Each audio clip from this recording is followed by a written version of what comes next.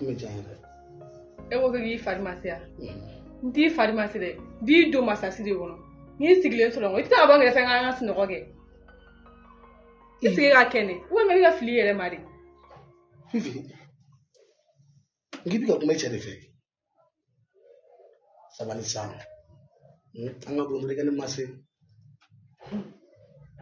ah monsieur Jabi il fili yele masi ça faut vibio fi ba fone ga deux no fa so lo wati masi nti masi de me tu ka umsondo eta bini masi fo so gone ano nte da nyi masi uli ga bo ngere fenga nga sino goge ga na ntoro de haya Fifi ne be yin gawo debi ne e furu domina fo an fle domina e ko bi furu che kan fa jume de ka furu ni ma mun ke ki bla condition su bela ka hera su beki ka do ni balimo jigi koro na bura nani e ga kono sula fo an fle domina ko bi glama te menani eche afo furu dabora ni kama I janya di molaere ori mai bi sigi bo fo ma to so rugo ne ti fe kwe ne dili ma chukum ne ba do amase anga kuma ele deli dane so mo ga ne aga so mo de kama kana sigi ya furula no no ne ti fe ne klegele ma de ga ti fe na I jare ne furu sa biere akari ne yere iga furu anigi foshite na wala bile furu sa Fifi e ka famsa ne ma kuma no fi e ga dinu kwe ibado e kadine de ne bi jinya ko ke amma ne e ga to sabali sa anga do so no bon sa e mo sa si toro ibolo boniga en jonga do so no ndi ga fira ya so no ma fo ina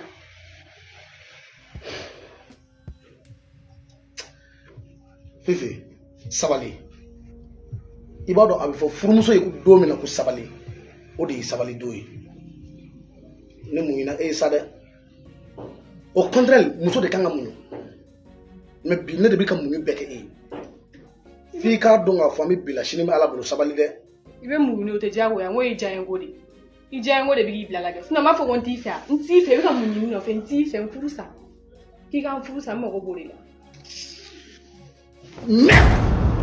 na furo muso bi bulu duskasi bi ni ki faka ay ne me furu de wallahi ede ne furu ne re koni ta do ne kala ka nyetu ala e kanu menna o de kama bi billahi be ne kenena suna fuka jiya wuli muso se ga ne kenena mais ay take muso be mulo muso ko mona be la ay taka to do ne sai ima fo ya la folo ni adam ne bal dam ne muso ko fatile bala de gidari ne bulo ko wadi de be sika ko be ni na bo be ufo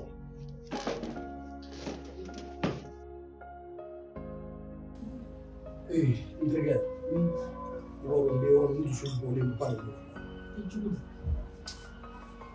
ora na chanje na se ka fu do la anga muso do le jugo do la ne tika fu di fama Fifi ne bora fashi la ere ba do voli singa ka bu na ni masasi do yin fe ka fongo Fifi mi fe ka masi akele ba fo ne furu mu ta ka kanya ko ay fam pedi manga iti do ko ay fu do amani na min kadne a wole ga kuma nay absika fo me to na sunu ndarga bi yoro mesi samu su bole no de me fengilin to ni ya kuma ja ne ni kumba fe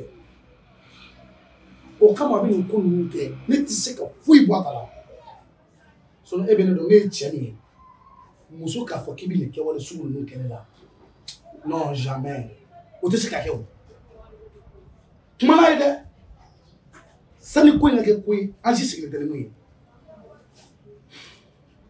Monsieur Jami ne ko bolo wakati do la Fifi fari mu manala chapa no kuma ka bondala sa che mi ka fi ko abika manala ko bana o mu bana o mai de ne ka so na ko fo yiwa papa ka tala ki ka kuma muso ko bana abe so kono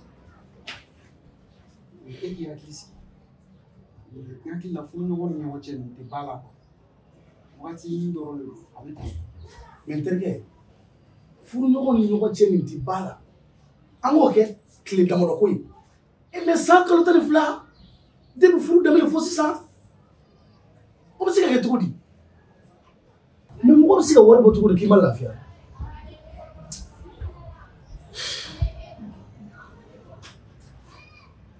Karim i bolo muso in ka di ne ye de quoi ne nikun yɛrɛ de b'a fɛ wallahi ne tɛ fɛ ka ko foyi kɛ min bɛ muso in tɔɔrɔ i b'a dɔn hali ka wele ka kuma n'a ye pour que an bɛ se ka ɲɔgɔn faamuya cogo min na n'i tilala i bɛ sɔrɔ da la.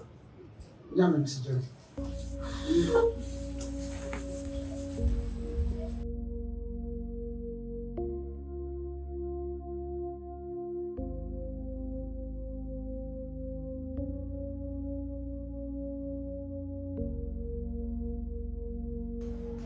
Fifi!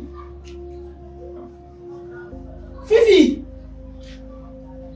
Is Fifi there?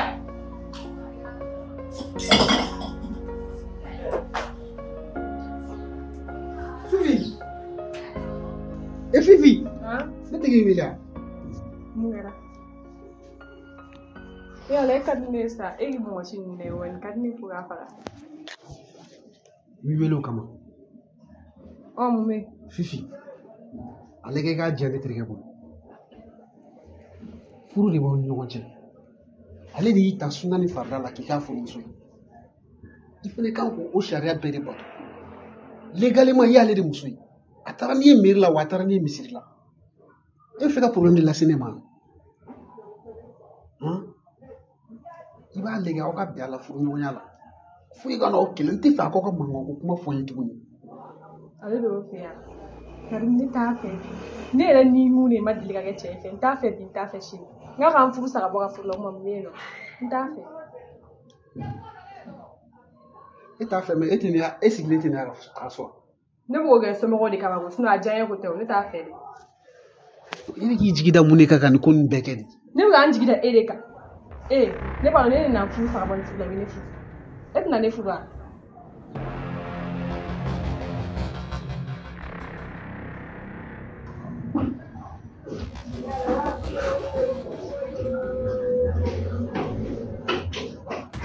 Fifi ne m'i wele ka na an ka kuma e ni ne fila cɛla ko la. I cɛ n'i bɛ ne wele tuguni ne wele n'i terikɛ ka ko la dɛ i ni ne fila ka ko i bɛ ne wele o de la an kan ka min kɛ bi ani an kan ka min kɛ sini i bɛ ne wele o de la y'a mɛn ne taara fɔ.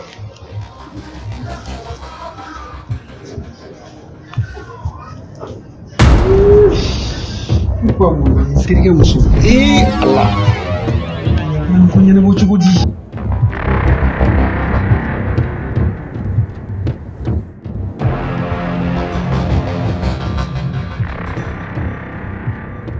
Karim. Oui, monsieur Diaby. Ça va? Ça va. Basi kɔni tɛ yen. Alhamdulillah. I b'a dɔn don e bɔlen yan ne ni e yɛrɛ ma se ka kuma i kuma n'i ka madame fɛ yan. O kumana fɛ monsieur Diaby i b'a dɔn muso ninnu ka ko filɛ nin ye u fɛɛrɛ tɛ ban kosɛbɛ musoya gundo dɔ bɛ yen patron Diaby a bɛ k'o de k'i la dɛ. Cogo di tan? Muso bɛ fɛɛrɛ dɔ tigɛ walasa a ka cɛ la keleya manja kɔrɔbɔ parce que e bɛ yɔrɔ min na e ye mɔgɔba de ye bɛɛ b'o dɔn ko wari b'i bolo e bɛ se k'i diɲɛ muso sɔrɔ n'i ka wari ye cogo min ka di ye n'ale fana ma fɛn dɔ kɛ mun b'a to e tɛ ɲinɛ ale kɔ yɔrɔ a tɛ ɲɛnabɔ walasa filanan ou bien sabanan kana fara a kan a bɛ to k'i la keleya pour que hali n'i sigilen don i ka bureau kɔnɔ i ka to ka miiri a la ka to ka c'est à dire yɛlɛmisɛnninw kɛ tuma dɔ la ou bien i diminen ka kɛ nka i hakili kɔni tɛ taa muso wɛrɛ la i bɛ k'a faamu wa donc o hokumu kɔnɔna na ne ye min faamu furuɲɔgɔnya la a kɛlɛmisɛnninw tɛ ban a mankanmisɛnninw tɛ ban donc i bɛ sabali i b'o wagatinin supporter donc n'i kɔni ye nin supporter a bɛ tɛmɛ. I b'a dɔn Karimu ne hakili kuma nin yɔrɔ ye fiyewu walahi i b'a dɔn nin ye tiɲɛ de ye. Nin y'u ka plan de ye sisan i y'a faamu monsieur Diaby parce que e filɛ nin e ye mɔgɔba de ye sisan e m'a ye e ye mɔgɔba de ye sisan il faut i ka mɔgɔ dusu kasi cogoya dɔ la tuma dɔ la pour que a ka to ka miiri i la e fɛnɛ b'a essayer sisan ka to k'a la satisfait i b'a dɔn a bɛ kanu la kura ya o de y'a ka laɲini y'o de faamu a ko la quoi sinon monsieur Diaby ne ma couple duman foyi ye ne ma couple foyi ye Bamakɔ n ma patron foyi ka couple ye ko problème dɔ t'u ni ɲɔgɔn cɛ. Il y a toujours un problème, il y a toujours un petit souci. u b'a to u ni ɲɔgɔn cɛ i n'a fɔ e ye danaya mun da ne kan ka f'u danaya mɔgɔ dɔ ye o bɛ se k'u hakili lajigin c'est pas que i t'a dɔn dɛ mais ni i dusu kasilen i tɛ ko dɔw ye quoi y'a ye hakili lajigin dɔrɔn don ne don ni sinon ne b'a dɔn k'i bɛ ko ninnu dɔn i ye danaya mun yɛrɛ da ne ka diyara n ye kosɛbɛ Karimu yɔrɔ i kunkolo ka ɲi trop vraiment nin diyara n ye kojugu non c'est rien i ye minnu fɔ ne tun ma se ka ninnu faamuya de mais sisan n y'a ɲɛdɔn sinon i ka d'a ye ni ma ne a tɛ to i ka so kɔnɔ non i ka nin kuma in i ka d'a ye nin ye tiɲɛ ye sisan o la sa i bɛ jigin an bɛ taa dumuni kɛ an bɛ taa baarayɔrɔ la d'accord heure yɛrɛ sera o déjà n bɛ heure wagati sera d'accord problème foyi t'a la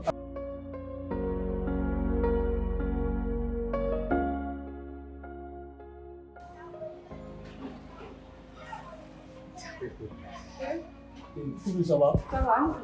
Ça va. Basi kɔni tɛ yen. Basi fosi tɛ yen nɔ. Anw bɛ kana tile fana dun na. Saki bɛ kɛrɛ la, e bɛ ka taa min? Ne ma fɛn na, n ko ne terimuso jiginna, n k'o denkundi ye bi yan. Mais n ko ka cɛ denkundi kɛra kɔsɛbɛ na, ne yɛrɛ tun bɛ yen. Awɔ, cɛ denkundi la, muso denkundi le ye bi. D'accord. Awɔ. N bɛ taa n sen jɛ ne yɛrɛ tun ye malo bila ta la.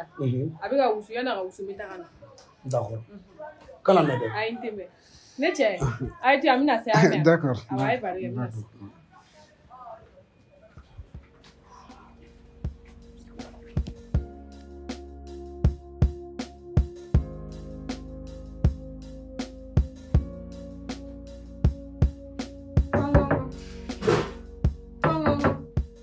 Bismillah.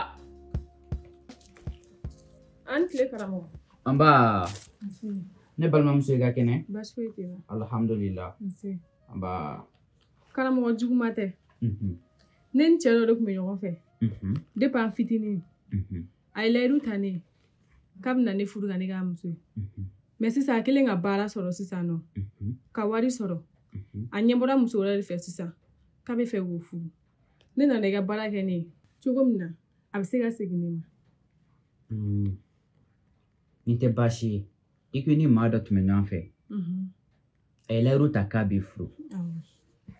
Sisan a kɛlen ka wari sɔrɔ. A bɛ fɛ ka maa wɛrɛ furu k'e to yen. O de tɛ? Ne balimamuso fura min bɛ ne bolo ne tɛ se k'o di kanu gansan na dɛ. Bari fura gansan tɛ. Ni ne y'a fura d'i ma n'a sera a tigilamɔgɔ kɔnɔ a dusukun bɛ karaba ka kɛ e kelen de ta ye. Ni e b'a fɛ kanu de la i bɛ n'a sɛgɛn wa i bɛ n'i yɛrɛ sɛgɛn. N'a sɔrɔla n'i b'a fɛ furu la i b'a fɔ n ye n b'a fura dilan ka d'i ma. Ayi ne t'a fɛ kanu na dɛ karamɔgɔ. Ne bɛ fɛ a ka ne furu yɛrɛ yɛrɛ ne b'a fɛ o de la. Baasi tɛ. O tɛ baasi ye. I b'a tigilamɔgɔ tɔgɔ n'a jamu di yan. I bɛ waati dɔ di yan n b'a fura dilan ka d'i ma. Karamɔgɔ a tɔgɔ n'a jamu Karimu Bɛrite. Karimu Bɛrite.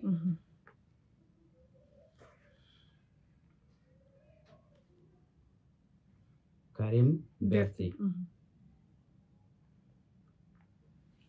O la i bɛ waati di yan n b'a fura dilan ka d'i ma. N'o kɔni sera a kɔnɔ ala ta kɔfɛ i bɛ k'a muso ye.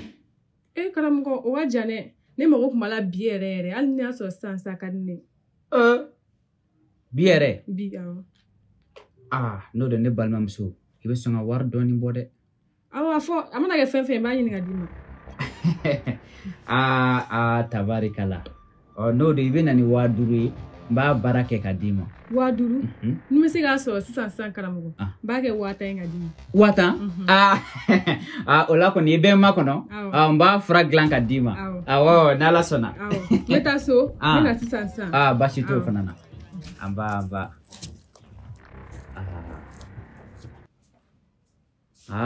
Muso bɛ taa janɲɛ kɔrɔ. Tabarikala.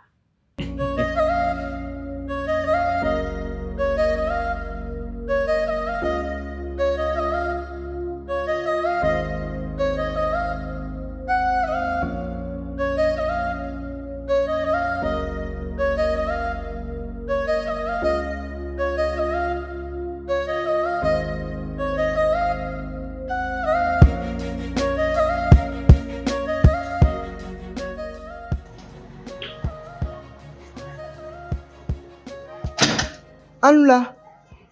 Mama. Papa. Oui. Natam. In kan ka bɔ. E bɛna bɔ? Awɔ. O ka di kɔni. Awɔ a ka di n bɛ ci teliman dɔ la. N y'a mɛn ni wuladali sumalen in na ka bɔ. N ko i ma awɔ. Papa hakɛ to dɛ. Ne hakili la kɔrɔlen ne bɛ bɔ. E bɛ to ka kale. Cɛ bɔ mɔgɔ kunna sa. N pereselen don. Ne ka bɔ i da la. Karamɔgɔ bɛ la sumaya n'ala sɔnna ma. A bɛ to ne ta nin de la so in kɔnɔ yan nɔ.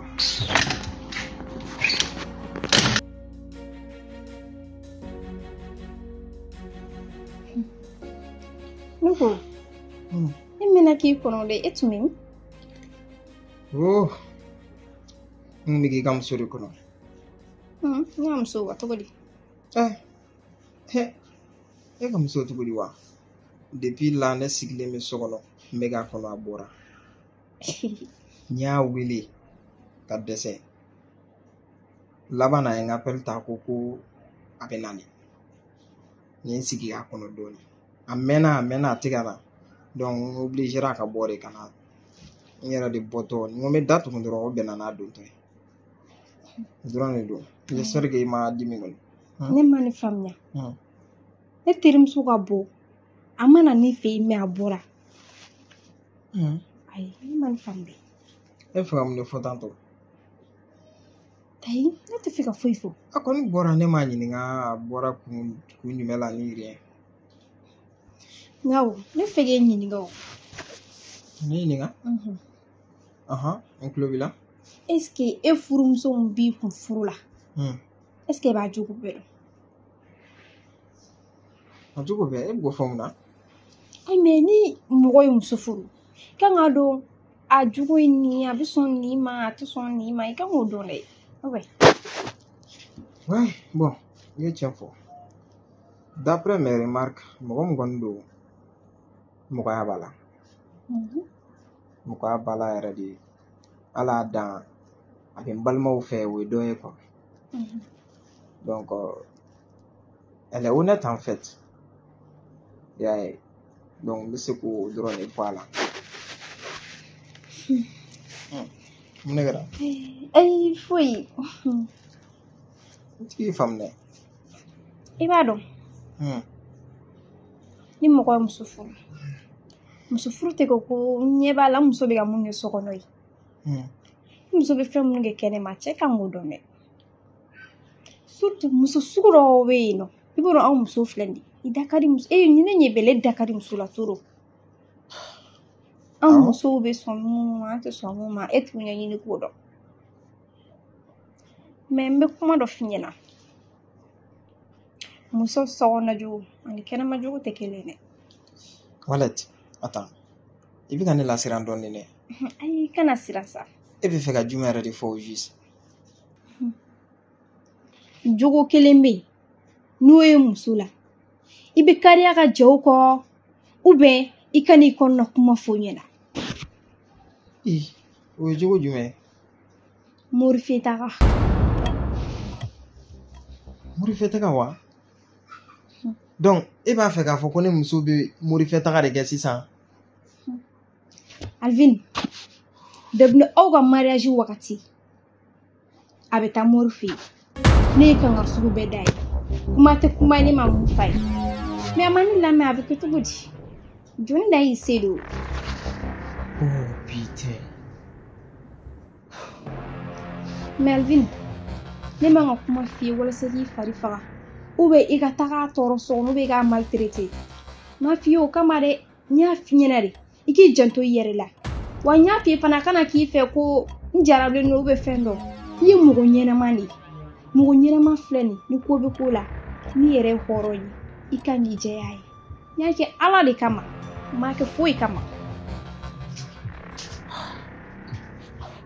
Ok, Walette. N y'a faamuya. Bon, je pense que est-ce que ne tɛ taa so wa? Su b'a fɛ ka ko. Ko ne ka kuma m'i ladimi dɛ. Non, non, même pas.